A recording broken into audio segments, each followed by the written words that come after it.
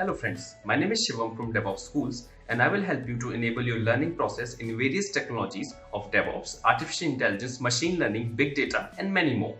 This is our initiative to help you by sharing multiple tutorials and videos. And if you want any specific tutorials on any particular topic, then please do comment in the below comment section and I will help you with it. Also, please subscribe to our premium services on YouTube, which will give you access to more content and videos to enhance your knowledge about all these topics. Also, if you want me to help you with regards to the online trainings and classroom sessions by our qualified trainers, then please do write me at contact@devopsschool.com. Thank you.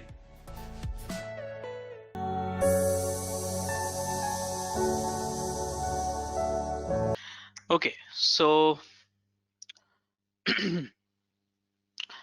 first question is very important question is what is Docker? Okay, what is Docker?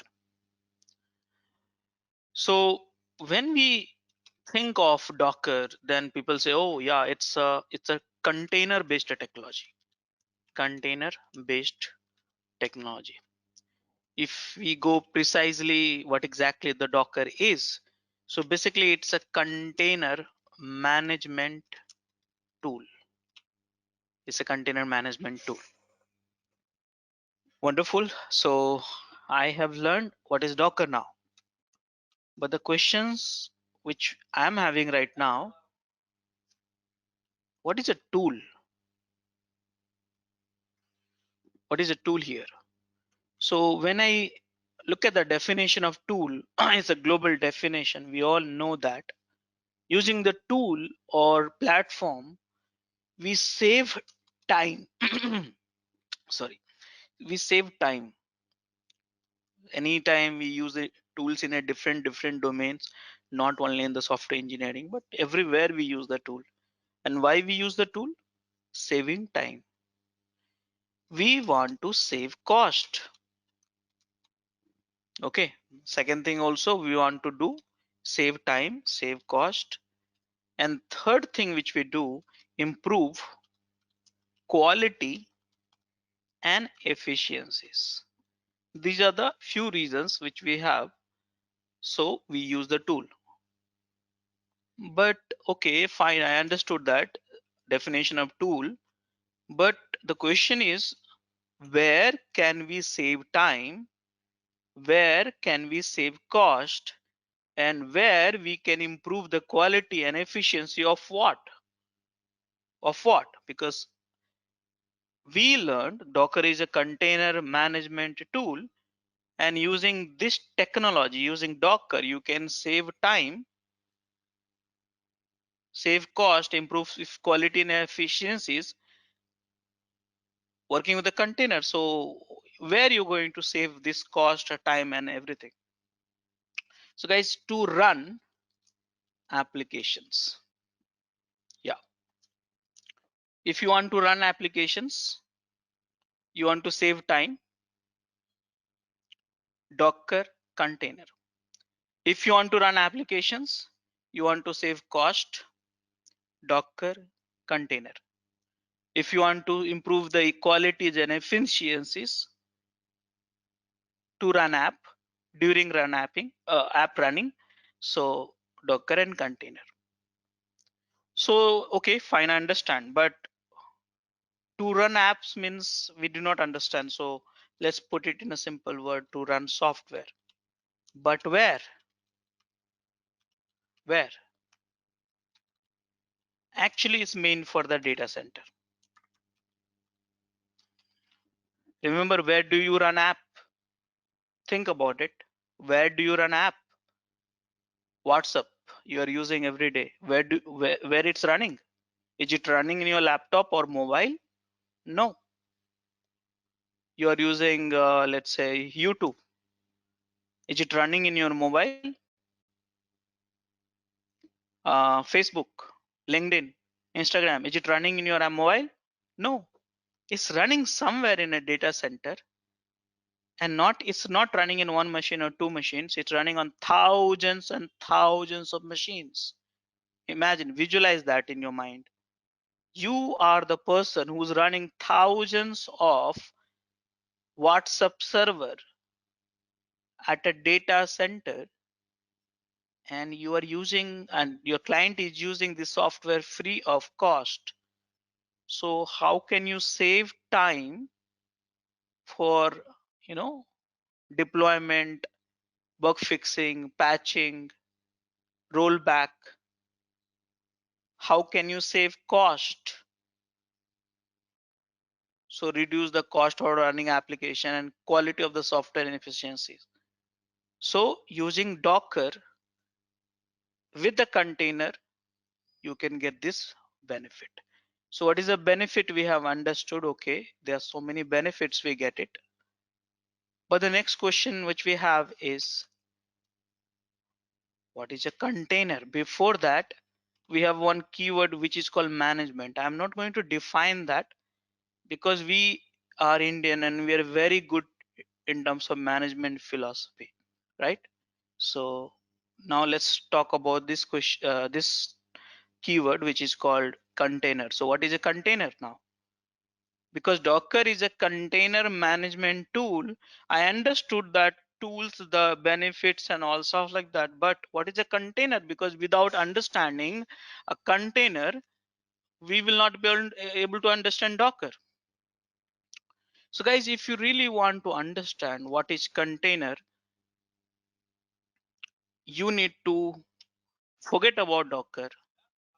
You need to forget about container. Yes. You need to forget about Docker. You need to forget about the container. You need to get into the basic of computing, basics of computing. Okay. And with the questions in your mind, forget about the Docker, forget about the container. Just have this question in your mind. And the question is, how are applications or software runs in the hardware system? Or I will redefine this question. What are the resources? Look at it. I said resources, very important keyword actually. What are the resources needed for running app? This is the questions which we are going to understand. Again, I request you all, don't think about Docker now, don't think about the container, just focus on this question. What are the resources we need for running a app? Okay, so guys, are we having the mindset ready to address this topic? Anyone have any questions?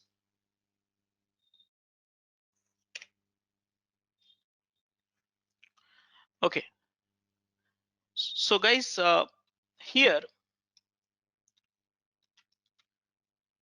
what are the resources we need? Let's visualize that. What are the resources we need? I want to run one software. It could be anything. It could be Apache, it could be Tomcat, it could be Java, it could be Notepad also, it can be MS Paint also, it can be Jira, it can be SonarQube, it can be Artifactory, it can be anything. Anything you want to run, applications you want to run. Do you want to know how many application I am running, by the way? Look at this. Right now, if I go into the detailing, if I see by username,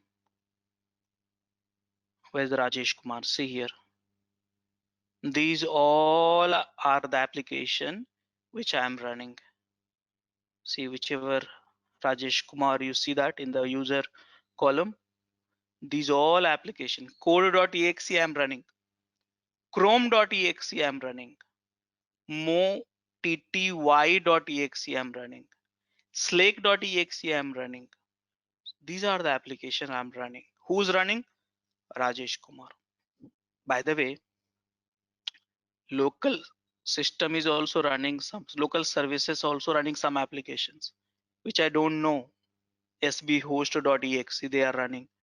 Some network service, this is the username, okay, is also running some services, some applications. If I see system user also running some applications. So question is very simple. What are the resources we need for running applications? Okay. So very first thing I need hardware. Correct? This is the hardware. Think about it. Simple. Nothing great. I'm teaching you very simple technology. We need a hardware. Hardware means CPU, RAM, storage. In short, your laptop or desktop. We need a hardware. On top of this, what you need, you got a hardware. Let's say you got a laptop or one desktop, you got it. What are you going to do? So guys, on top of hardware, you will put what? Operating system. Correct? Operating system. I put operating system also. Let's say Windows or Linux, any operating system. Then what you need? So you need to run applications. Operating system provides some resources. Which are the resources? Let's discuss about it. So you get one of the resources, which you get it, which is called mount. Okay, what is this mount? Mount in short, your file system. You get it, mount, file system. What is a mount? Let me show you. This is a mount. C drive is one mount, D drive is one mount, E drive is one mount. So I got the 3 mount here. Okay, you got a mount. In Linux also OPT, etc, this, that, and all. Under the C drive, these are the file systems. So you need this. Without that, can you install the software? No, you cannot do that. Okay, so you need a mount. And then what you need? Then you need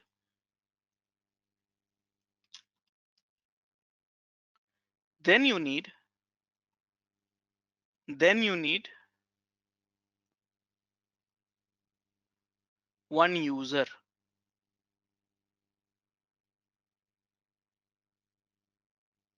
Okay, see here. Have you seen any, look at this here, this very carefully. Have you ever seen any applications running? See, these are the applications, okay? Without user. See, if you look at this table, look at this, go down. Have you seen user table is ever empty? See, there are some inbuilt user here, DWM1. What is that? I don't know. Okay, and local service, Nate Rajesh Kumar. So you need a user for sure. You need a user. Okay, now guys, this you got the user. I will write here USR. So you get the mount, you get the user. Now you know what? Applications will run inside a user. Okay, and this application and this user will access the file system which is here. Okay, but this user and this user itself is a one application, user itself. Okay, and this application needs CPU and RAM, correct? Without CPU and RAM, you cannot run. Remember, there is a word called run, correct? So without a CPU and without a RAM allocation, the application cannot run. So what we need? CPU and RAM. But how this application or this user itself will get a CPU and RAM? How? This application needs CPU, and this application, this user also need a CPU and to run. So how this they will get it? So if I look at this table, and concept is same actually in Windows Linux. If I see that here very carefully, if you look at this, let me see here. Each application which you see here, let's assume the Chrome, or let's say Firefox. Here is a Firefox. This is one application, right? Now if I see that this is getting CPU this much, as of now I'm not using, so they're not using a CPU. And here if I see this much of RAM is being used. So how this allocation of CPU and RAM happened to the firefox.exe? So if I want to know how much this firefox.exe, one application using the CPU and RAM, how do you identify? So if you see that there is a one keyword which is called PID.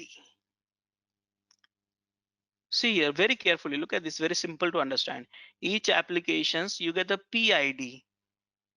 Okay, PID, unique ID. It's always unique, starting with 0, 1, 2, 3, 4, 5, 100, 2000, 5000.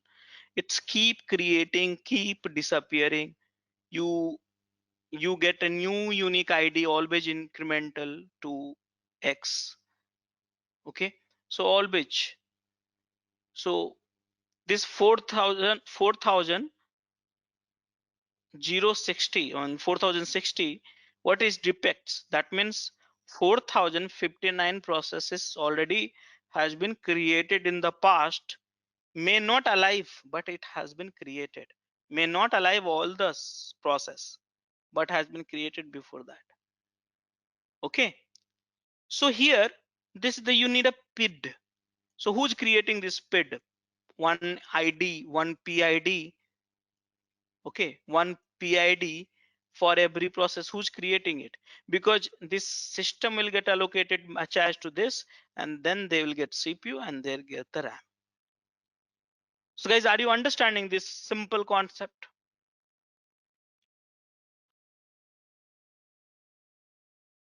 Are you understanding, guys? Yes. Yes. Yes. So guys, in short, we need, and let me tell you here, this PID create those who owns the PID, that is at the system wide. It's not like you own it. You don't own it. This is at the system level. Every users will have a access to this. So what exactly? So guys, here we need one PID map. PID map at the system. PID map. Now PID map means the tree is like this. I'll just those who are not having knowledge on this, I'm just sharing some. Most of you will be having, I guess. So PID map means start with a 0, see, and then 1, then 2, 3. This Rajesh has logged in with a 4. This is Rajesh, okay? This is me, user PID. Okay, and then if I run Apache, 5. If I run Tomcat, 6, like that. And if I stop the Apache, 5 is gone. Okay, so this is the PID table. This is the hierarchies. So everything come from where? Everything has come from 0. You know, we always say, right, everything has come from nothing, and that's actually true. Every processes which you see is come from the zero. So zero is a super origin for everything. So here this is the PID, one PID. Here you get the one mount. Here you get one PID. Then user also run. Application inside the user also run. Applications stored in the mounts, and users created with one firewall. Not firewall, it's a wrong terminology. It's like isolation, we call it. See here, user 2, user 3. This is called isolation. So if you are a normal user, you cannot go inside this user space. You cannot see what is he doing. If you are a normal user, you cannot go from each other. So that's the problem. So this wall is being created. Who's creating this wall? We need to understand this. Isolations. So one user, everything is different from another user. Okay. So finally, this is the stuff. We looked at it. Now, so in short, the question was again back to the question. What are the resources needed? Resources needed for running app. What are the resources needed for running app? So we need hardware, we need operating system, and somehow we get a mount, PID, user, and then finally applications run inside that. Let me change the color. This application runs. So guys, did you understand so far?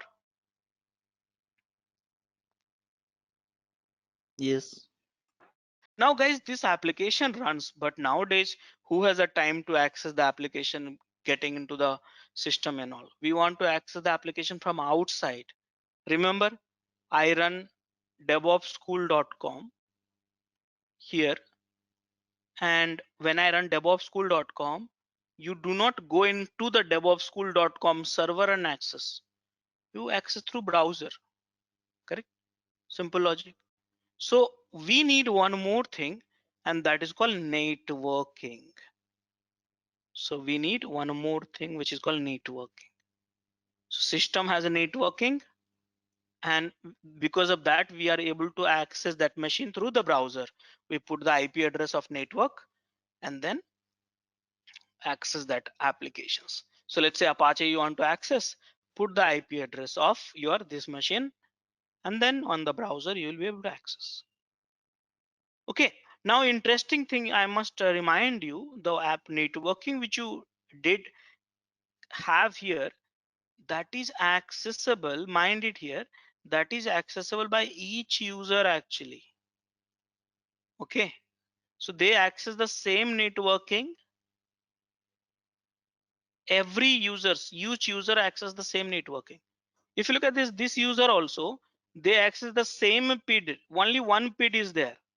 One PID means, when I say one PID means not a PID ID. When I say one PID means this one. One is one starting with a 0, 1, 2, blah blah blah blah blah. So one PID. Look at the how many PID I have created. I'm running this laptop from last 3 days, to be honest. Never stopped it. So total 34,553 process I have run so far. If you look at this, I mean run or something someone else has run in my system here and there, and it keep clearing also. So that is the stuff. So here we need a PID, and one more thing here, this user is isolated. This is a user isolated. So guys, in short, if I want to write, if I want to give you the answer for this question, what are the resources needed for the running app? So guys, we need hardware, and then we need operating system, and then in an operating system we need one user. Here I am writing it, okay? Need, because question is very simple. App need. How many users you need? One. How many PID you need? One. See here, this application is required only one user. This PID, one PID you required. Though that PID is shared and network is shared by multiple user and mount is shared by multiple user, but my question is very specific. Resources needed for running app. So you need a one user, one PID, one MNT, and one network. Okay. So these are the requirement. Now the question is I am having in my mind this user, MNT, PID, network. From where they come from? How do we get it? How do we get it? So if I ask you, then you'll simply say, okay, operating system provide it. So now let's deep dive into the operating system. In operating system, what do you have? In operating system, what we have?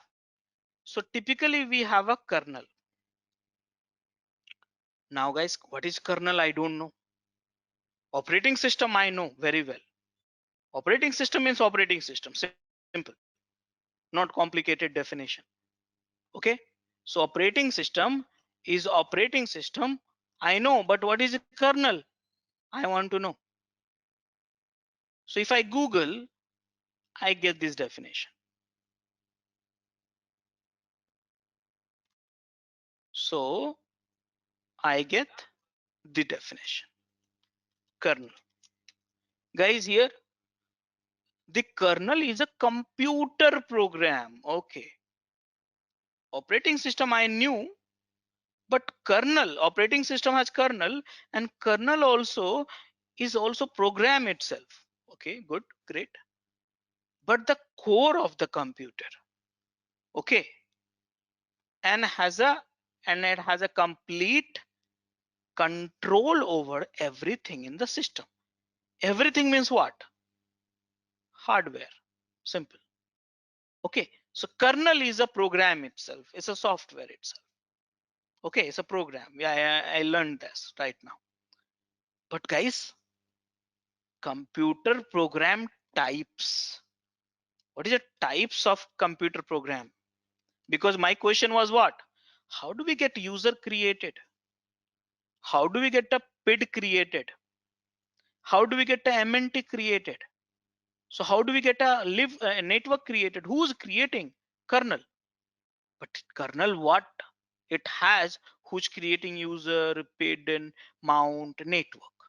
Who's creating it? Then if I go into the kernel, then I have to type in Google, okay, kernel, and here go to the images, and if I type kernel, and here there is a one thing which I see in this image. Are you able to look at this image? Yes. Then if I Yes. see that on top of the hardware, there is a call kernel space, which is written. What is a kernel space? And then user space, I know that. User space very well, I know that. User space means me. I am the user. Rajesh is the user. But kernel space, what is a kernel space? So guys, kernel, having a kernel, what is this? It's a program. Okay. But it is as a type. And that type, we call it a namespace. Okay. Namespace. Type of program. Like, let's say, I'll put it in this way. Type of program means, let's say, simple way I'm explaining to you. There is a software called chat. In the chat, it's a tool or software.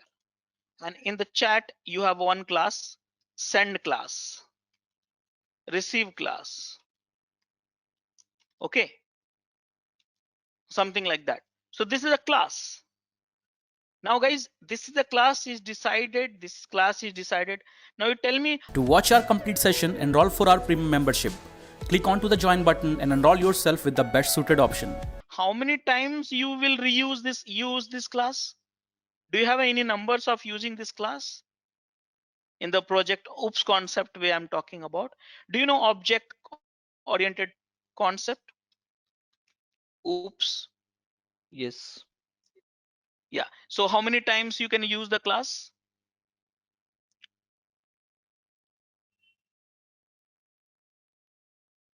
Any number of Okay. class? N number. Do you have any limitation? No. No. You can instantiate any number of time. I don't know why the Google search is slow for me. Yeah. So you can instantiate any number of time a class and object. So this image is not come properly. So let me change the search.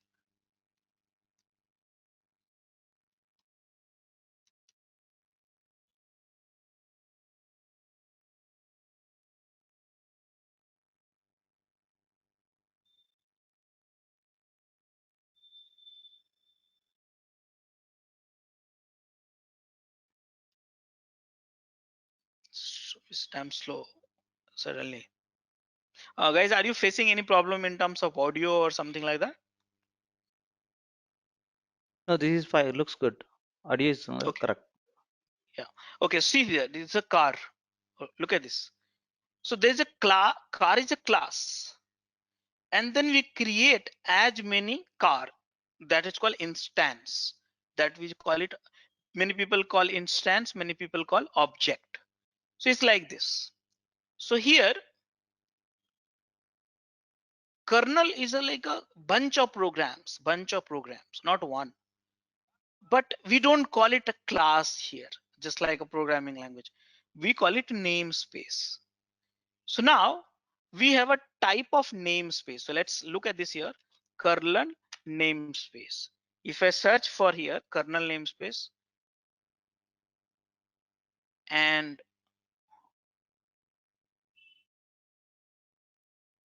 okay, see here, very good image. Look at this. I'm just learning myself only. Okay, this is a good image. Look at this. See, Linux namespaces has a type, and see that my can you see my cursor on the screen? Yes. Okay, and you see the type. One of the type is mount. Look at this. One other type is ped. There is a type called users also. There's a type called network also. This is a type called C groups. Okay, so these are the type actually. So that's what I was talking about. Okay, I understand. You need a hardware. Then you need operating system. Operating system kernel has namespace. Which are the namespace? Many namespace. But user namespace, PID namespace, MNT namespace, network namespace. Now, how many need to run applications? Only one user you needed. PID you needed one. MNT you need one. Network one. How many allowed? How many allowed means how many users you get it, you can create. How many? Multiple. How many PID operating system instantiate? Look at this here. PID you can instantiate multiple times. Okay. PID you can, this is the PID, you can instantiate multiple times, just like a class object. But how many times they allowed? Only one. Because in this image I've shown you, see here, how many PID you have? PID namespace, only one. Okay, and this is the kernel, you have a kernel here. Okay, so that's allowed by only one. How many mounts you get it? Only one. Need you also? Allowed also. Mount means C drive, D drive sort of things. Okay, how many C drive you have seen in your laptop? Only one, right? Like that. And how many network you see? You need also one, allowed also one. See, if I see here, technically speaking, can you create multiple user? Can you instantiate multiple user namespace? Yes. Is it allowed? Yes. You can create as many users you wanted. See here, I created in this image, 1 user, 2 user, 3 user. Possible. Now, can I have multiple mounts? Technically, yes. Technically, yes. But is it allowed? No. Mount means C drive one, you have only one. So operating system is not allowing you to create a multiple mount. Can you have a multiple network? No. Can we have a multiple PID? No. So they are allowed only 111. Why this allow, they allowed only one?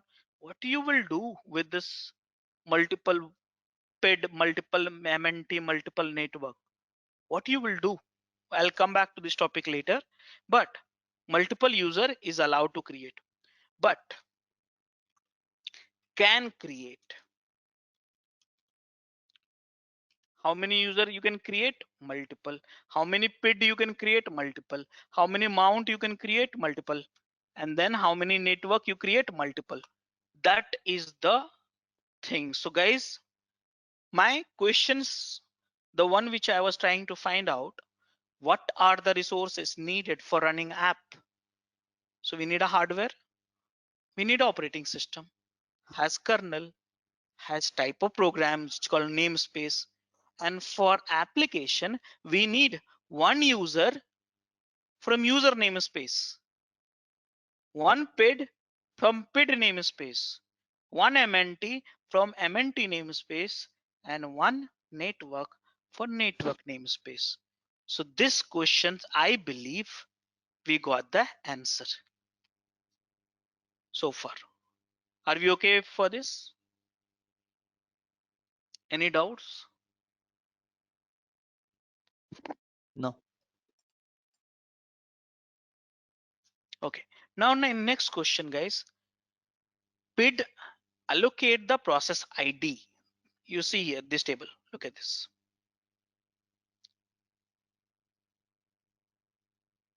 See here. PID will allocate the process ID for every process of the application you run. But CPU and RAM has to be allocated to the process through the PID. How that can be? Who's allocating that? CPU and RAM. After the creating the PID for every process, who's allocating it? So there is a one, you see C groups. Okay. You don't know, I don't know, no problem. I'll just put it in a, what is C groups here. And here you see, I got to know. Okay. See here. Isolate the resources uses for the collections of processes. PID. Remember process. Which resources they are talking about? So more or less they are talking about the CPU, RAM, and stuff like that. Okay, not storage. Okay, so here C groups, we have allocates resources means CPU and RAM to process using PID. Okay, that's done.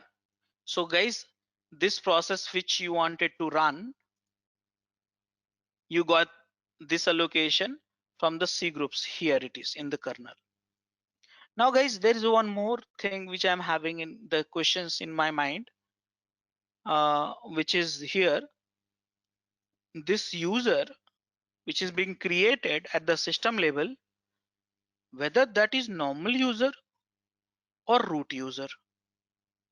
If it is a root user, then he will get all the permission on the system everywhere. He can do whatever he wants. Or if it's a non-root means normal user, he can do limited things. So how can it be defined the person, the user who's being created with the root user on a non-root user? How can you define? So guys, that is decided by this guy. Do we have anything here? IPC and UTS. This image is not complete. So this image is good. Look at this. You see, I don't know whether you can see it or not. That is decided by security. And security is not security, we call it capability actually. This guy is again is a part of the kernel. Look at this is a kernel. These are the namespace, and these are the namespace capability kind of libraries. The name is called capability. Okay, and this is the C groups, which take care of the CPU and stuff like that. Okay, so this is called capability. So that that is deciding factor for the users who's the root user and non-root user. Capability, root or non-root. So guys, at least I got a little bit of idea, and the question was very simple and very straightforward about this. What are the resources needed for running applications? So in short, I need a hardware on top of operating system. Operating system has kernel inbuilt. Kernel has namespaces. These are the namespaces we needed: user 1, pid 1, mount 1, network 1. So I can run my application inside that. Applications will get a CPU allocations from the C groups and RAM allocations, and applications, the one which is running with some specific user, whether that user is root or non-root, that is decided by capability. Now in short, everything you have in the kernel. So kernel, you have a namespace, you have a C groups, security, networking we discussed, and storage also I'll discuss in some more time. So guys, so far so good. Any questions, any doubts?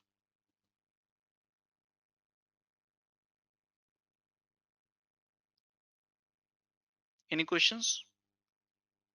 No. Okay, great.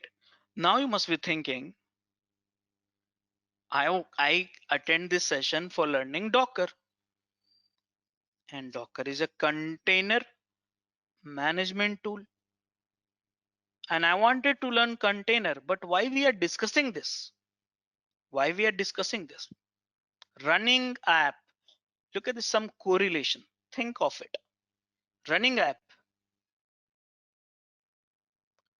Here also, to run app. Running app. Running app. An objective you have in your mind. What is that? Save time, save cost, improve efficiencies. There's some correlations between this. So now let's get into the past, before the internet era. Okay,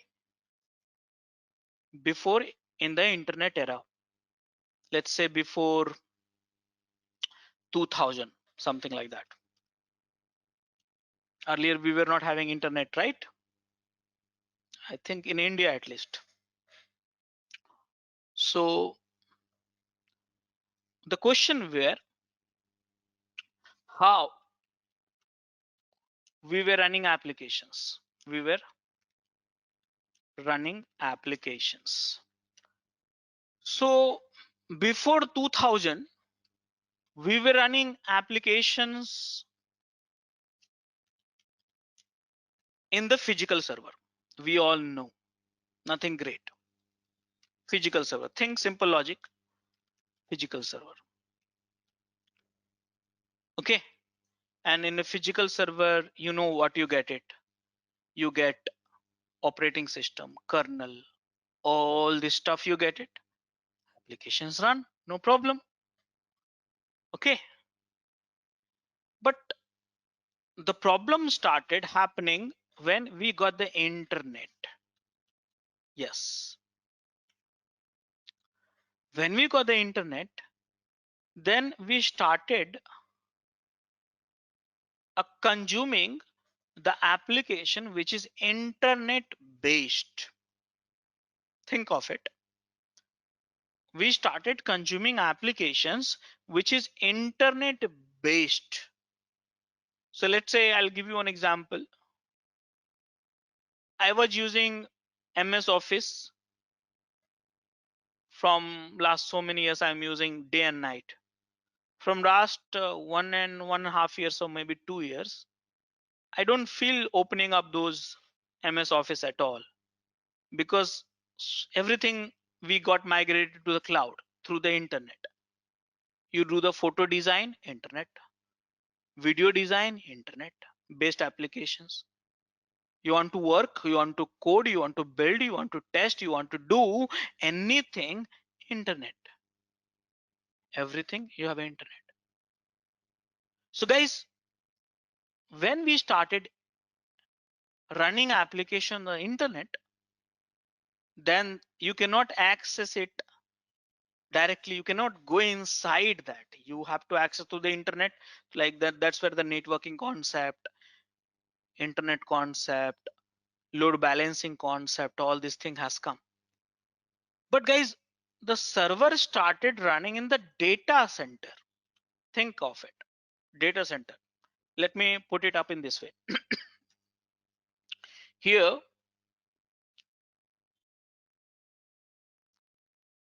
okay, here, this is the one physical server, okay, one physical server for time being, and it is having one application running. Your peak time requirement is 16 GB. When you have a non-peak hours, your utilization is, let's say, 4 GB. So you tell me, you will buy the resources of 16 GB or 4 GB? Tell me. Would you buy resources for 16 GB or 4 GB?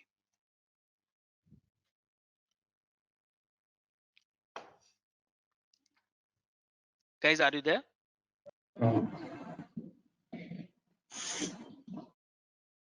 You will go for 4 GB. Then how you will address this requirement 16 GB? I mean, how you will address the peak time? That means in a simple way, during the peak hours, your server is down. Is that the thing which you want to offer to your client? Okay, no, if it is a peak time is 16 GB, yes, we should go for 16 GB itself. 16 GB. But guys, there's a catch. Your average utilization throughout the day is 6 GB. Average. Now, wastage each server 10 GB. In your data center, when you run hundreds of physical server, 10 GB is to 100. How much you are wasting? 1000 GB per day. That's cool. We are wasting this much of resources. Now you're wasting, but the question is the most important one. Who's paying for it? Are you paying for it? Have you ever paid Google searches? Without that, you can't survive. Have you ever paid sharing and messaging or calling over the WhatsApp? Day and night you are using, and have you ever shared any, I mean, paid for any services? Have you paid for Facebook? Have you paid for Instagram? Have you paid for YouTube? Have you paid for it? No, you're not paying for it. So the challenge for the organization is to think, the challenge for the Google, challenge for the YouTube, challenge for the Facebook is to make it application available, and the same time the running cost should be reduced. Think of it. That's the objective. And if and there's a hell lot of things you can do to reduce the software running cost.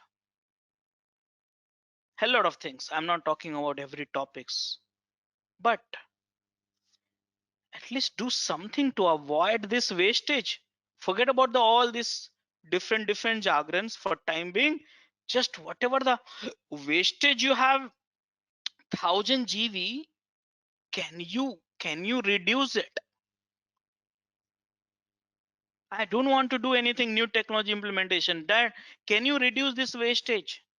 It should not be wastage, because my average utilization is only 6 GB. So is there any way I can save that? That is where, guys, one technology has come and which you have worked from last 20 years. And that technology, what we call it?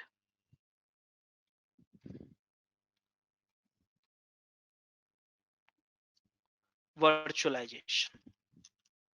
And I don't have to teach you what is a virtualizations and stuff like that. Okay, because this is a pretty old technology. We are using virtualization in some sort of it. Are you using VMware? Virtualization. Are you using VirtualBox? Virtualization. Are you using vSphere? Virtualization. Are you using AWS EC2 instance? Virtualization. Are you using Azure? Virtualization. Are you using Google Cloud? Virtualization. So guys, we started from last 20 years. Now, if someone says, okay, I want to run applications in my dev environment, QA environment, production environment, no problem. Go and get the virtual machine. No one has, from last 20 years, no one has said to me, okay, I'll give you one physical box. They say, oh, I'll give you one VM. Why? So you remember, this is the architecture of physical machines. Now let's create architecture of virtual machines. In the virtual machines, look at it very carefully, okay? And I think most of you must be having idea, there's nothing new, but just to make sure that everyone is in same page, this is a hardware, okay? And top of hardware, you get a kernel. Kernel, remember, kernel, we call it operating system also.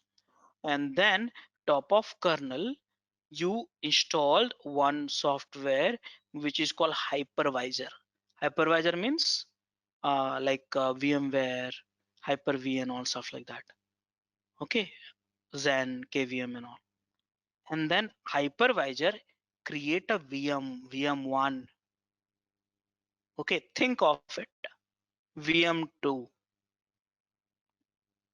Now this VM is created. In the VM, what you have?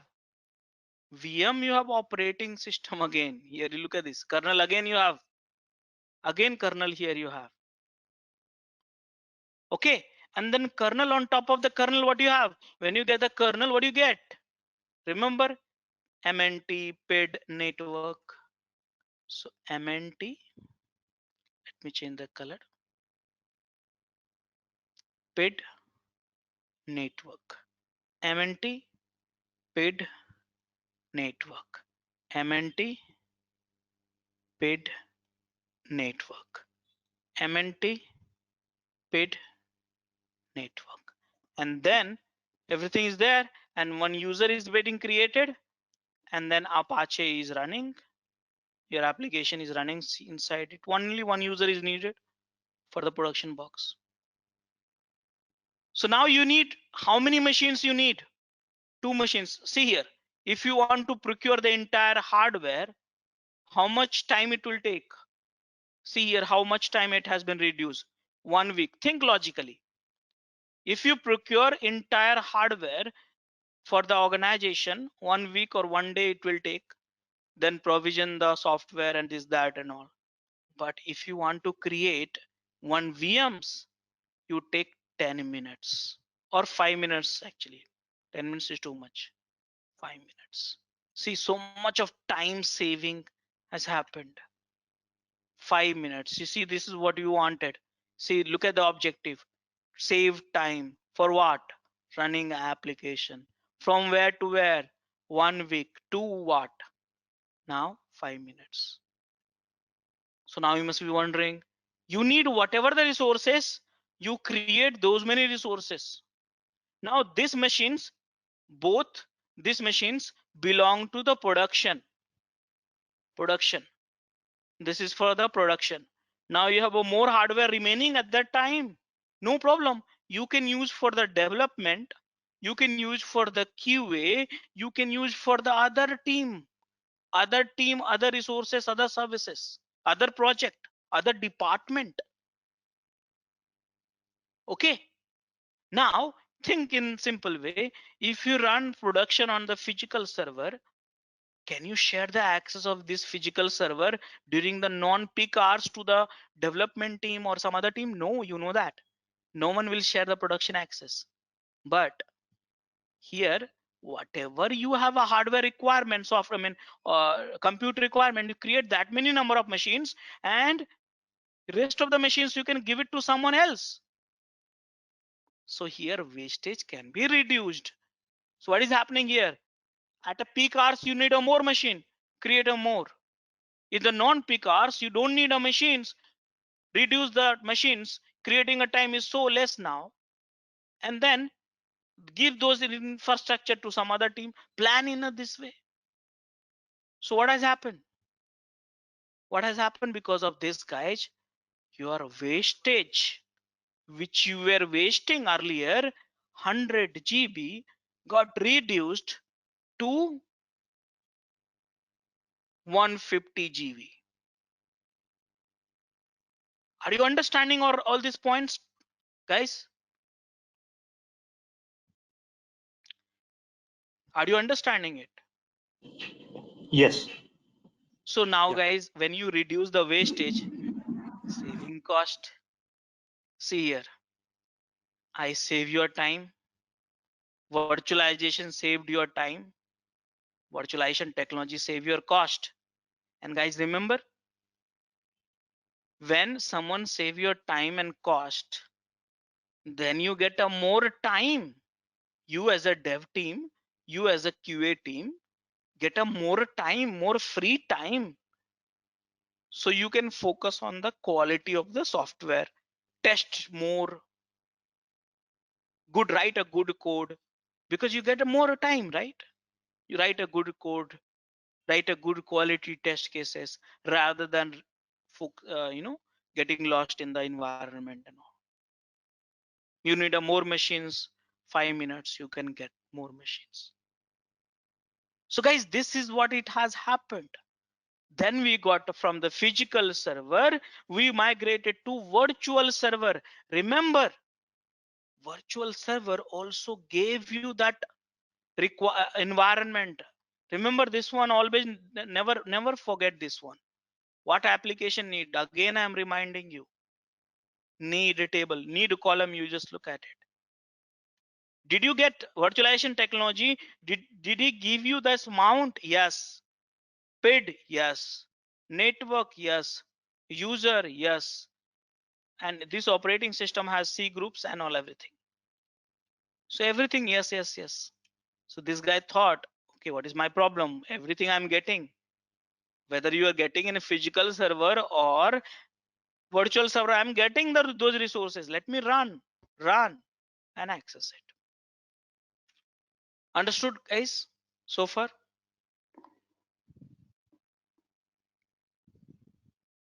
Yeah. But guys, the problem is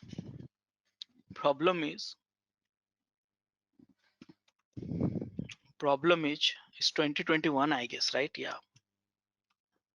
I think it will take few more weeks to get settled with the new year.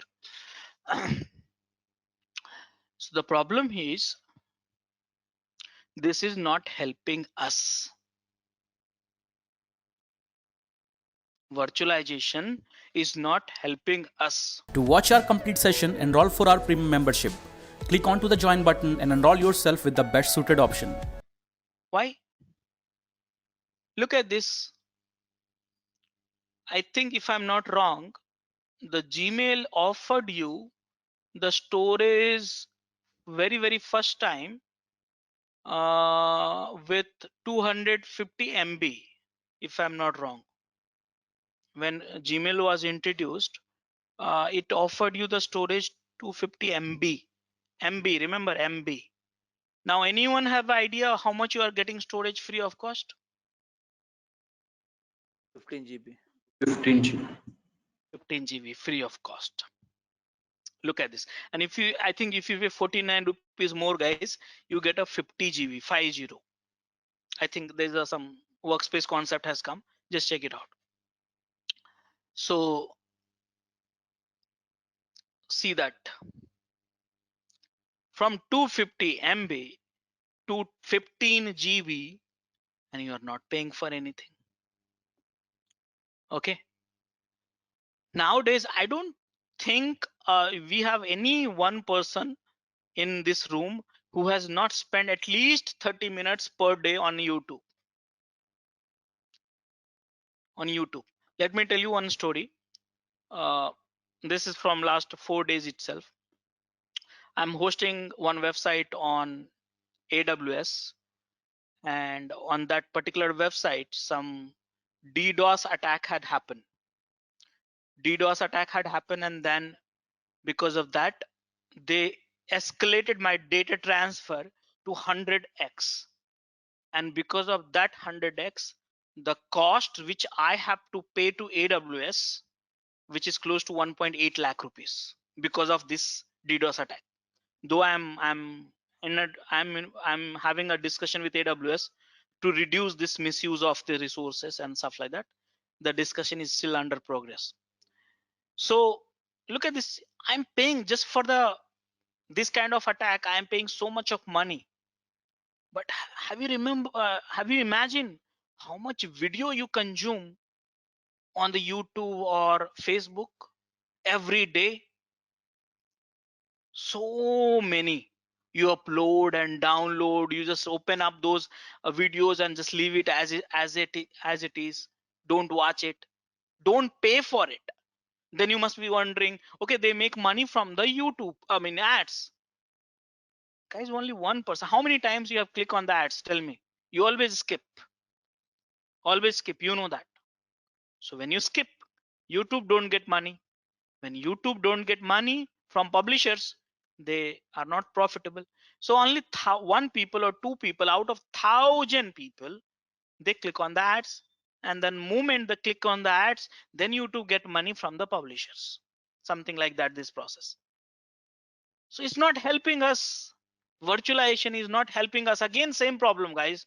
It's the same problem all the time. How can we save more cost and time and improve quality? So here, I want to save time, guys. Time means in the physical era, I was setting up the server in 1 week. In the virtual era, I was setting up the server in 5 minutes. Now guys, my expectations has gone, and I want to set up a server in one applications. I want to set up in 1 second. And you know, I want to set up 5,000 application also in 1 second. Yes, you heard me right, though I'm not able to write properly. How can you run application in 1 second? From 5 minutes to 1 second. Save time. Saving cost, not by doing anything, but is there any way this is the architecture. Earlier what we did, this was the physical architecture, this was the physical architecture, physical server, and then this one is a virtual architecture. Something we can do here, something we can do here in the virtual architecture, so I can save cost also. So again, here if I look at this, wastage were too much and we reduce the wastage because of virtualization. But are we having any wastage here? Okay. And ultimately, guys, when you can create application in 1 second, you get so much of time now. So you can improve the code quality and test quality anyways. Okay. And efficiencies. So guys, the question is very simple now. Look at this, is the virtualization model which you are working from last 20 years. Yes, it's not a new technology, so I should not tell you more. You have all the answers with you. You have an answer of a question: what are the resources needed for running app? You have a problems also which lies with the virtual machines. Now, can you do something here? So very simple requirement. You can run your application in 1 second. You can run 5,000 of application in 1 second. Same time, cost. So what to do? So find out the wastage. Here, VMware or some virtualization technology found out the wastage. So they create a virtual machines concept. Now, virtual machines, do we have wastage here? Do we have wastage here? Anyone? So now it's your time, guys. You have to tell me what is the wastage which you found out here.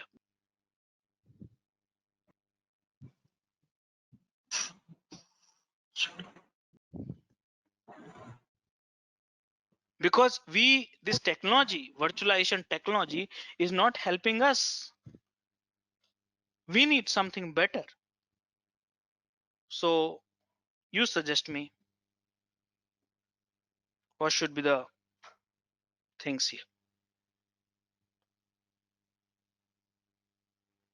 Anyone? In virtualization, we are, I think, replicating the operating system. Like each VM has its own operating system. It requires a lot of storage also to run the VMs. And dedicated space Right. is given to each of them. Yeah. Yeah. So you are correct. Guys, if I look at this virtualization architecture very carefully, see, this application needs these resources. Think simple. These resources come from here or here. Okay. Now, if I see here, you create 10, think simple here. You created 10 VM, you have to create 10 operating system. You have to install the 10 operating system. Let me remind you, operating system also consumes CPU, RAM, and storage and a licensing cost. So that means as many operating system you go, see, your ultimate goal is to run applications. That's a goal. But ultimately you are having the additional burden every time to run applications. You are running the operating system. An operating system has a CPU uses, RAM uses, storage and licensing cost. Okay. So the question is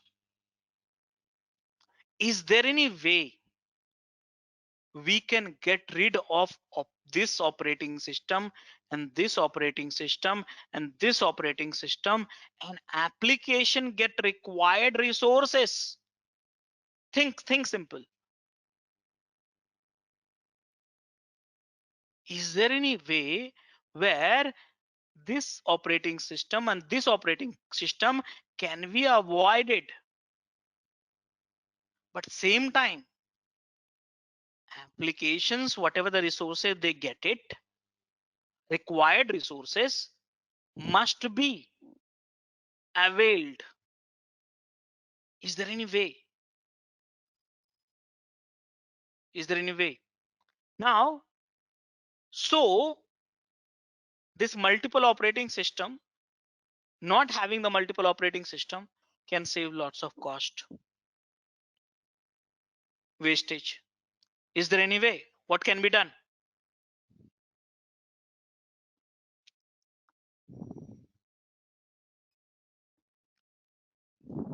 Guys,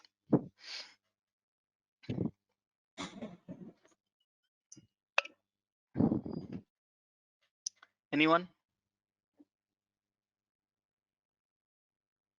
What can be done? Anyone? I think we have a few person. Please express your learnings, because you guys are from DevOps, and one of the most important principles of DevOps is sharing. The more you share your knowledge with each other, we will grow faster and we can keep correcting ourselves also. So guys, speak up.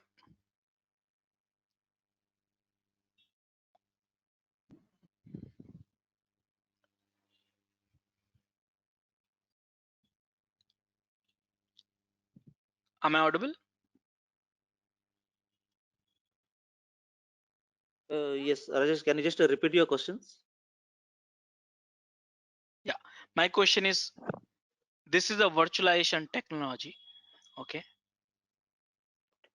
and we cannot afford a virtualization technology in 2021. This is the architecture of virtualization. Is there any something we can do to avoid the multiple operating system so we can save CPU, RAM, storage, and licensing cost? But same time, application must run. Application need all these resources to run. They should run.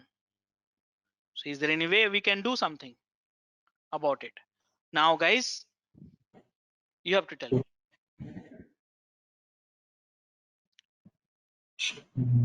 I don't have more knowledge on hardware side, but in Docker, what we can do, we have a single OS. Out of that, Docker service was there. On top of that, we can run different OSs, mini OSs on top of that. That will be. No. Wrong. That's the reason I said, guys, requested everyone, this initial discussion is more important than anything else. Okay. So guys, did you understand the problem so far? I can give you the solution, but did you understand? Can you please put it in the chat box? I just wanted to know all of you are alive in this session or not, because most of you I find them muted. So all are you there or not? Can you put it in the chat?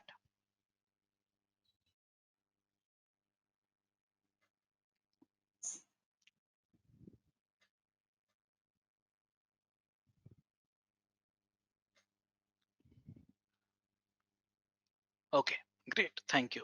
So now guys, this is the final moments which I'm going to tell you. What is a container? Look at this. I want simple problem.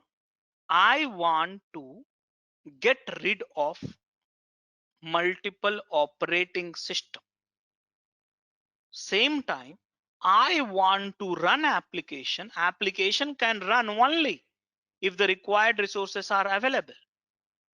So these resources come from where? I think you forgot this table.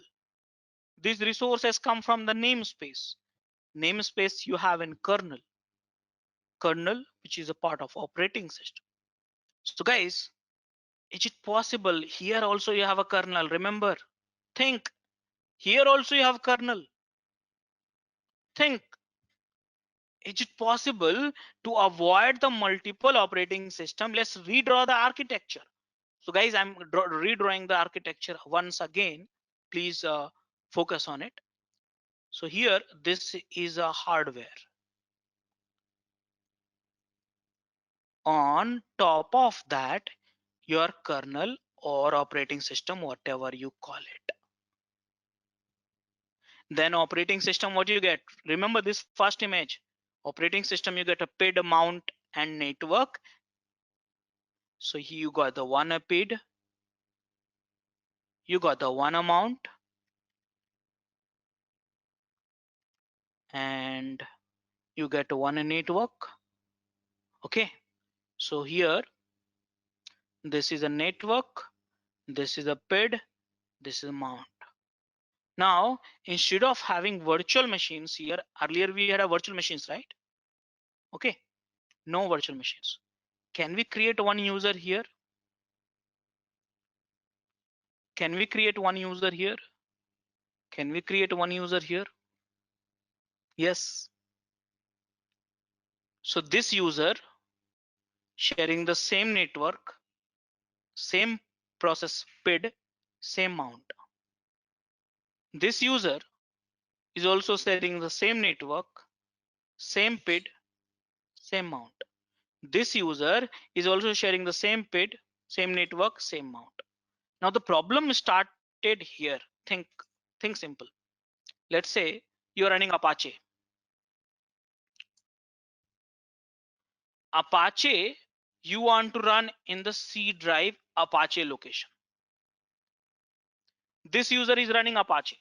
This user is also running Apache. Now we'll be able to use the C Apache once again. Data integrity problem will be there, right? You cannot use C Apache once again. Correct? Think in data center. You cannot customize all this thing. 1, 2, 3. You cannot do that. Are you getting the problem? Yes. Now, Apache, when you run, 50 PID get created. Do you think the 50 PID you get it for the other process other user is running? Do you think? No, it will be shared. It will be shared. I mean, it will be different, right? If it is the 50, then it will be maybe 80 or something, right? PID will be different. Now, this Apache is running on 80 port. Think, will you get 80 port? Another user. Will you get another 80 port?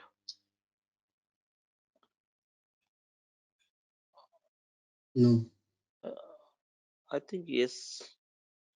Think. We can map that port 80 into something as some other port for this user. No. I'm saying very simple scenario. Sir, you and me is logged into one machine. One machine, it can be physical machine or virtual machine. I don't care. I will run Apache on 80 port. Question is simple. Will you able to run your own Apache on 80 port? No. No. No. Simple. No. See here. This is one operating system. You can use one port only once. Why? Why? The reason is very simple. One network. This Apache, this 50 PID, no one else can use it. Why? One PID. C Apache, only one person can write it. One applications. Why? One mount. Think simple. One network, one PID, one mount. So you cannot share these resources. I repeat, you cannot share these resources with other user. So other user will not be able to run On 80 will not be having the PID, 50 will not be having C Apache. Now you do one thing. Can you run 81 port, 51 PID and C Apache 1, 82 port, 52 PID, C Apache 2? Is it possible? Possible. But there is a problem, guys. Problem. Do you know how load balancer works?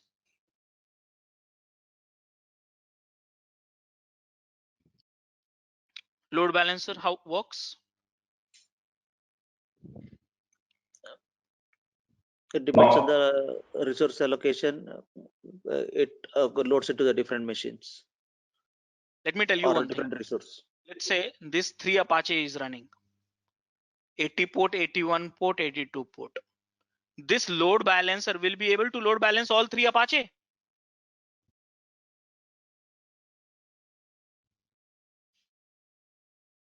Tell No, me why? because they are a different Apaches here. Apache 1, Apache 2, Apache 3.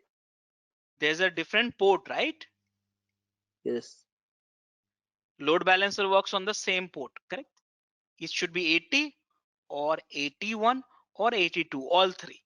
So guys, at any time you will be able to load balance only one Apache, not 3 Apache. And user will connect to the load balancer. So I will be able to reach think simple. I will connect to the load balancer. Load balancer, either it will go to 80 or 81, 82. So rest two resources got waste. So guys, this is also not a solution. See here how we are migrating.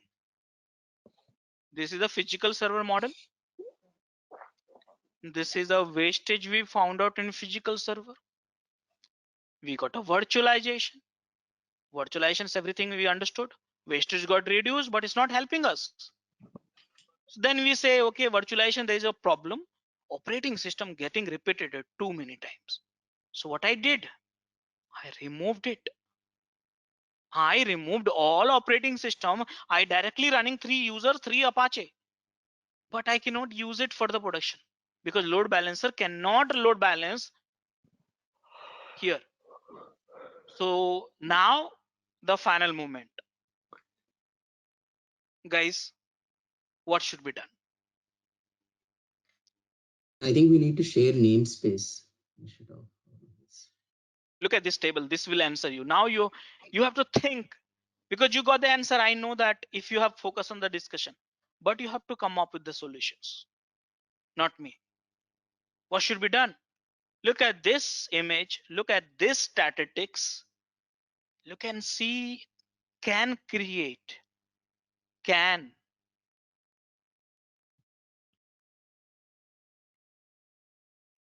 Do you find anything? Yeah, I think only one namespace is given for OS, so we need to create multiple namespace here. So that The might help. user is anyways is there, no? User is can be created multiple, so it got created. 3 user I created from the user namespace. But what is problem? What is the problem? Network and process issue. That is a problem. Guys, this is the problem. See why they are not able to load balance, because they are sharing all users. Look at this here. All users are sharing same network. All users are sharing same network, same PID, same amount. That means if I tell you in a simple way, all of you log into my laptop, you will see same C drive. You all see same C drive. You all see same PID. You all see the same network. Where, why it's allowed only 111? Let me tell you guys, answer is hidden in the concept of PC. What is a PC stand for? What is a PC stand for?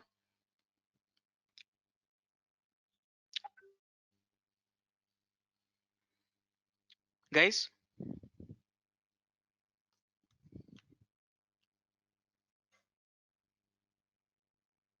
are you there?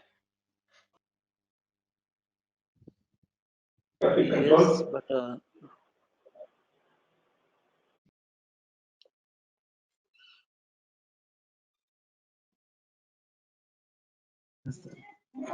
Personal computer. Yes. Guys, look at this. If you elaborate this one, what is the definition of personal computing? Personal computing means your personal device, personal compute device. Okay. Remember, when the PC was designed in 1950 or 60s, if I'm not wrong, okay, that was not a design for running the data center. Understand that. At that time, the PC concept was not designed for running data center. At that time, internet were not there. The PC concept has come. The idea behind this is every individual must be having one compute device, so he can do all these computations and stuff like that. That was the idea. He can run applications inside the compute device. But why? So they gave you the one PID. They thought, what you will do with the multiple PID? They give you only one mount. One means one C drive, D drive, one C drive, something like that. What you will do with the multiple C drive? You get confused. It's a new technology. They give you the only one network initialization. What you will do with the multiple? Don't need it. But they allowed you to create a multiple user. Why? Because your brothers, sisters, family, colleagues will work, some with a root, some with a non-root, can work with that. So they allowed multiple, but PID, MNT and network only 111. But the capability in the kernel was you can create a multiple user, multiple PID, multiple MNT, multiple network. But PC guys said, PC company says, that operating system companies like Microsoft and Linux said, no. Remember, I developed, think simple. Microsoft said, or Linux said, I developed operating system for PC purpose, personal computing, not for running a data center. You are using that personal computing for running a data center, that's okay. But we have not intended, we have not designed for the data center. So what do we do in this case? What do we do in this case? Operating system, what do we do in this case? So can we do one thing? We ask Microsoft, can you please allow to create a PID multiple, MNT multiple and network multiple? So what will happen if the PID will be allowed the multiple to create? So what will happen? This user, the one which you are having, okay, look at it very carefully. This user, the one which you are having, he will have one own PID. He's having own resources. He may have one resources, but at the operating system only one. So see here, this user will access this network, this user will access this PID, this user will access this mount, this user will access this network, this mount, this PID. See here, that isolation again is there. Wonderful. But Microsoft denied this. Linux denied this. They said no, it's not possible because of we designed this architecture for the PC, for the normal user. People will get confused with the too many things. It will not be usability, it will not be good for usability. So they declined that. Then this guy came, okay,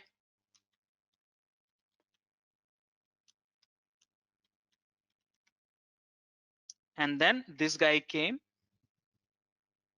His name is Solomon Hykes. He said no problem, if you are not allowing to create the isolation resources isolated for the each user, but still you are empowering all the user with the same common resources, no problem. I will do one thing. I will create one layer. Is like a software.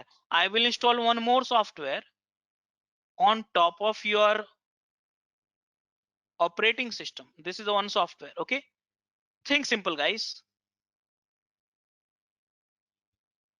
Think simple. I will create one software. To watch our complete session, enroll for our premium membership. Click onto the join button and enroll yourself with the best suited option. On top of your operating system, and this software will be lightweight. Remember, lightweight compared to this hypervisor, which is called heavyweight. It's a heavy means it consumes more CPU, more RAM, more storage to manage the VMs. But compared to that, this will be lightweight. And this software directly talk to the kernel. See that direct relationship. This software directly talk to the kernel. Remember, kernel has namespaces, C groups, and capabilities I shown you through the picture also. What they will do, they will create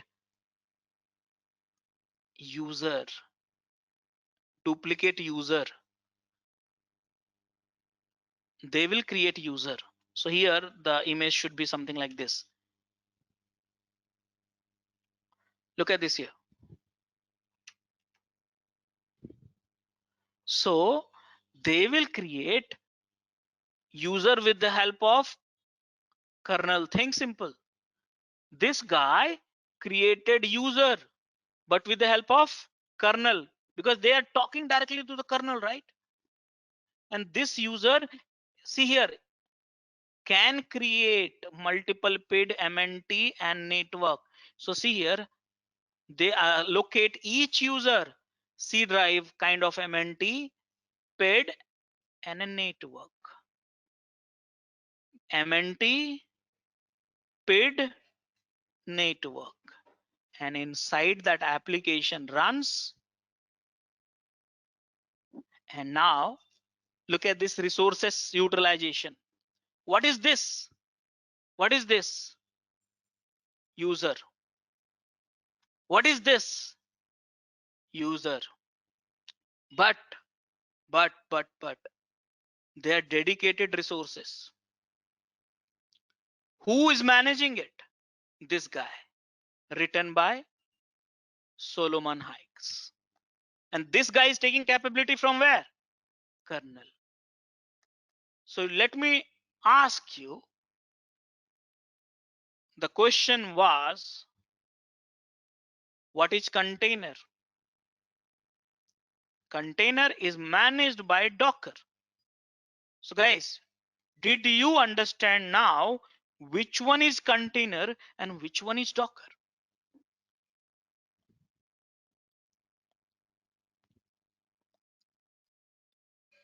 Yeah, yes. Which one is container, guys?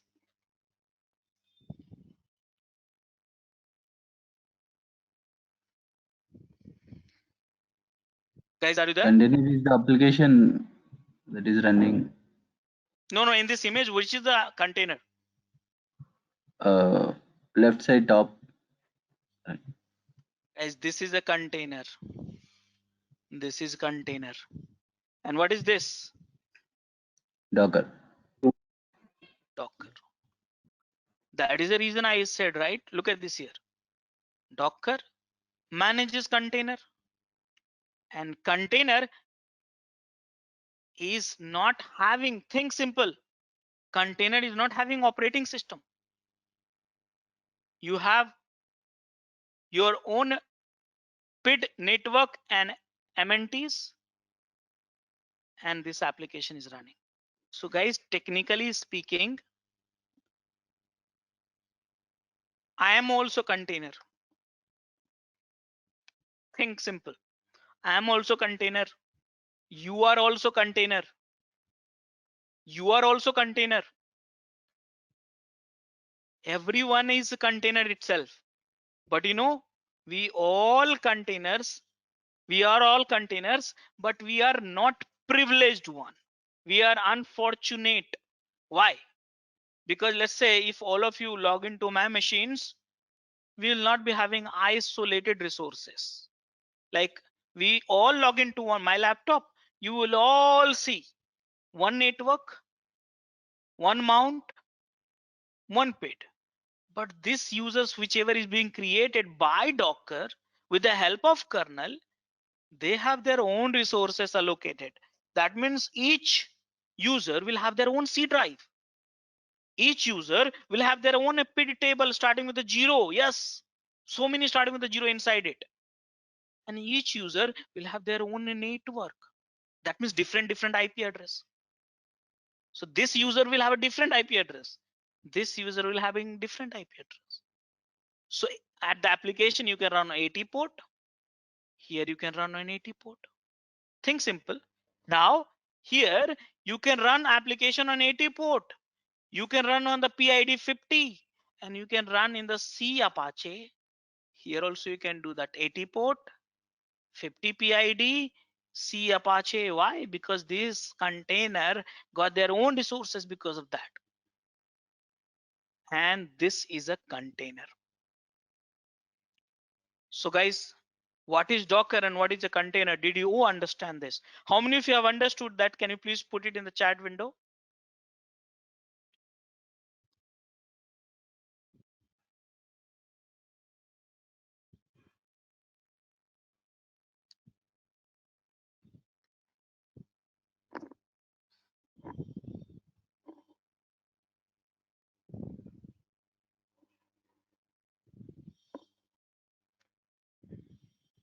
Great.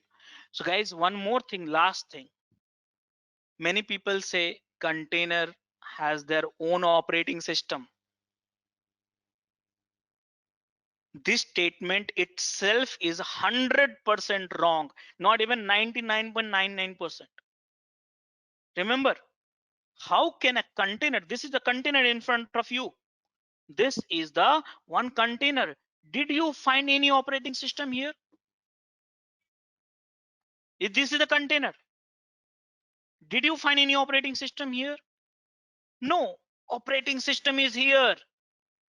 Only one operating system. So never ever say container contains the different operating system. You run inside operating system. It's a completely 100% wrong statement. So then some of you must be thinking, how can it be possible? Because I created Ubuntu container, I created CentOS container, I created Windows container. You will tell. Then let me give you the answer of it. The guy's answer is hidden in the mount.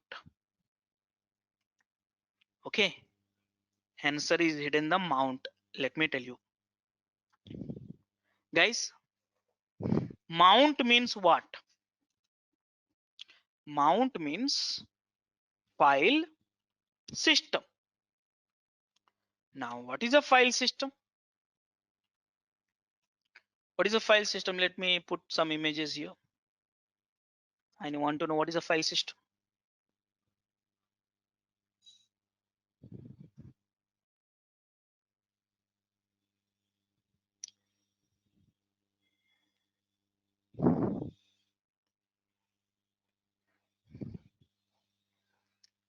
See here. So many images. By looking at this, you can find out. Guys, file system means simple. Collections of files and plus directory for specific purpose. There should be some purpose for it. Okay, specific purpose. This is called file system. So here there is a type, guys. Types of file system.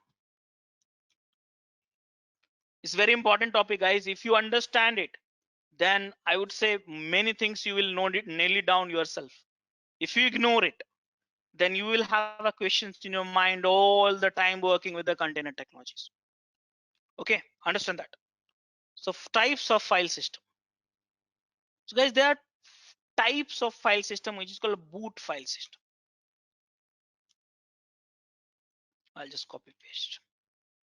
Root file system,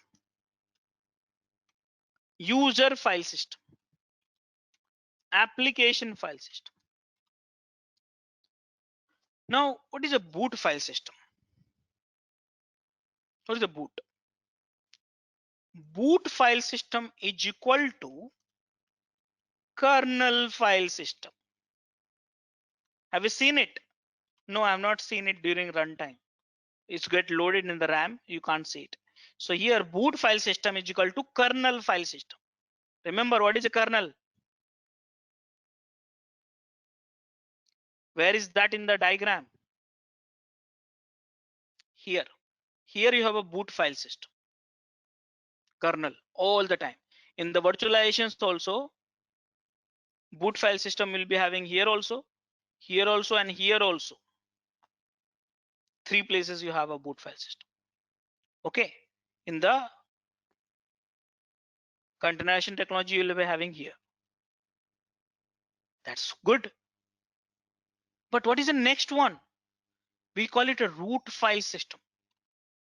I don't know. Let me Google it. Guys, have you seen this image somewhere? This stuff, this information, have you seen that? Yo, it's not opening up. This image is wrong, I guess. This kind of, or let's say this one. Have you seen this one somewhere? Yes, Yeah. it is Unix file system. Yeah, this is a good one. Yeah. Okay, it's again small one. But yeah, you got this thing. Or have you seen this? C drive. Have you seen this? Windows. Have you seen this? Program files and files here. So guys, the one which you can see is a root file system. Okay, root file system. Root file system, we have a flavor. Okay, like a car, right? Tata car, and what else? Maruti and all, right? Like this car is car, okay, but they have a different brand. So same way, root file system has a flavor. What kind of flavor? This flavor we call it Ubuntu. This flavor we call it RHEL. We call it CentOS. SUSE, and more than 50 variants are there. So guys, remember one thing. Only two kernel in the whole planet is exist. Windows kernel, Linux kernel. Windows kernel empower every Windows variant which you have experienced with. Linux kernel empower all these variant which you have heard about it. So the one which you see after login, actually you see root file system, not a boot file system. Okay, root file system. And user file system, have you seen it? Let me show you, because I'm losing a little bit of energy. So I'll show you, then you get it. This is Rajesh Kumar. This is my user file system. Anything you see here. If I log in, if Rajesh Kumar will log in, he will see this. He will see this desktop. It's Rajesh Kumar user file system. And then application file system. You want to see your application? Let's say you have an application like a Apache or Tomcat. So typically, I install all my application in the tools location, but default location is this one, program files and all stuff like that. So tools, you want to know file system of Apache JMeter. So this is the file system. Files and directory. Remember, I said file system means collections of files and directory for a specific purpose. The purpose, it can be boot. The purpose, it can be root.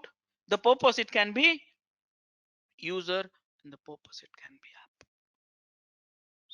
So this is a file system.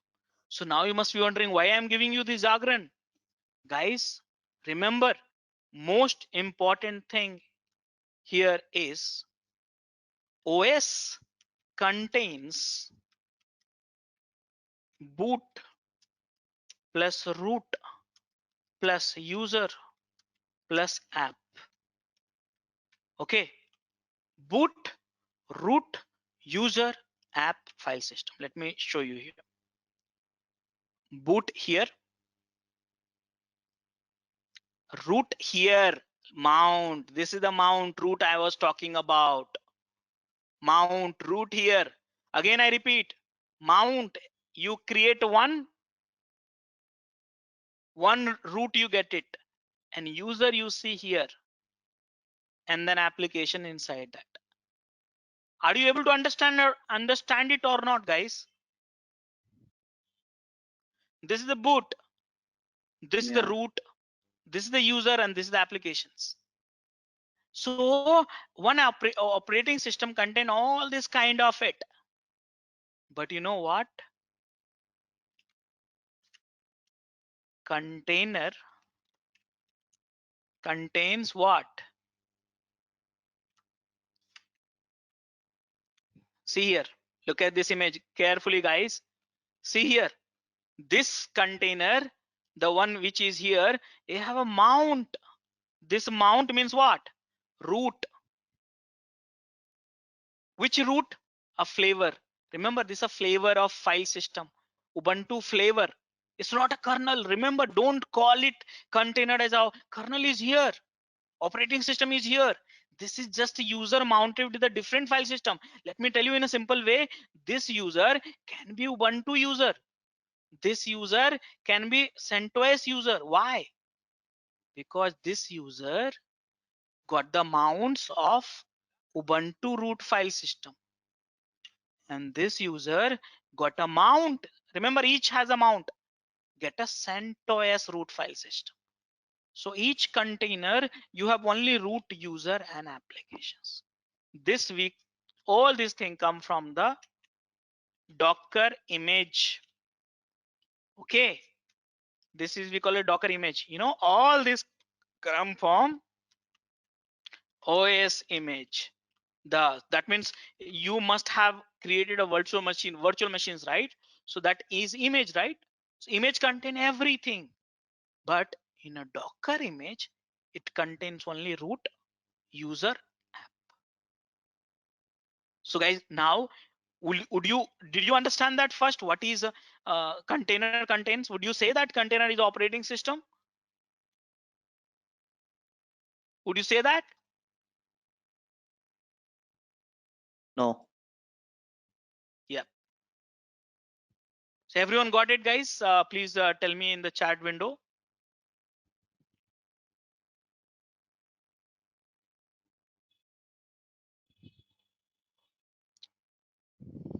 Okay. So now, what is a Docker? The questions still remain open actually. So guys, Docker is a container management tool. I explained it to you. They have a multiple releases actually. They have a community release, which is free, and they have enterprise release also. Now, if you want to check what is the difference between community versus enterprise, refer the DevOps School blog. Okay, I have put it the detailed proper way information. You can Google it also, but I got it from the Google, put it in the right way. Okay, now guys, here this is written in Golang. Okay, and by Solomon Hykes. This was written by Solomon Hykes. And now I think is the first introduction. It has happened in 2014, I guess, if I'm wrong. This is a 6 and I'll give it. First release has happened. Current release, when I say version, I think it's a 20x if I'm wrong, because every month it changes. 20x. So I'll have to check one more time. 19 or 20, I guess. Okay, so this is the Docker. The one which I'm teaching you as part of this session is community version. Okay, and so guys, I have completed my topics in order to understand what is Docker. So what is Docker? It's a tool, is a platform for managing container. Community edition, enterprise edition, 2 releases, written in Golang by Solomon Hykes. And it is a tool, is a platform for saving time, saving cost, improving quality to run apps. Okay, so what is a container? Container is a fully independent runtime application environment. But technically, if I say container is user from user namespace with dedicated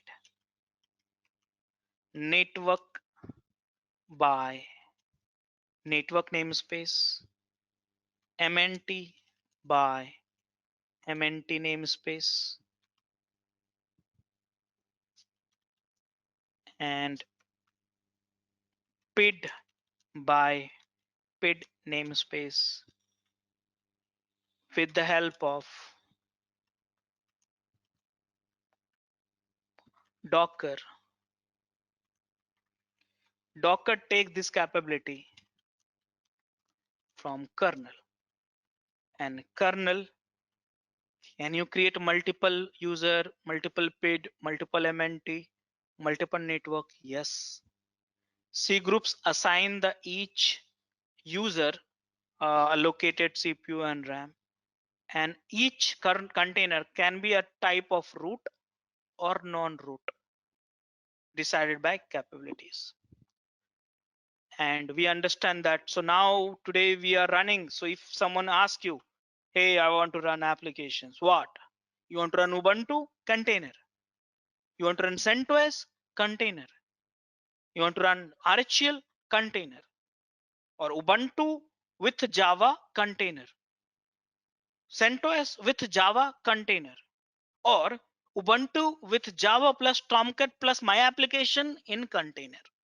Everything you have a container, and this container come from Docker image, the file system, and dynamically what they do, they assign those, they create this network, MNT and PID and user, and powered by Docker, which is installed as a one tool at the host machine and directly talking to the operating system kernel. So guys, I think I did my best to explain you what is Docker and what is a container. There's one question from Abhijit. Please explain once, if you have a container running with a separate root file system, where is the files actually get mounted on the host OS? It will be in the system. So during that, if I show you the demo, and at that time, please remind me if I miss that question. That will be easy. It is on the host machine only. Everything is on the host machine only, nothing else. So every user will be mounted at the host machine only. Along with that, you can access our other tutorials such as Docker, Ansible, Jenkins, Terraform, Splunk, AWS, Azure, and various other DevOps related premium tutorials with our channel membership. If you would have any issues with our channel membership, you can drop an email to us at contact@devopsschool.com, or you can also unsubscribe from channel membership anytime if you don't want to continue or did not like the video. To get our channel membership, click onto the join button, select the $399 plan and grow your skills immensely. Please be kind enough to like it, and you can comment any of your doubts and queries. We will reply to them at the earliest. Thanks for watching.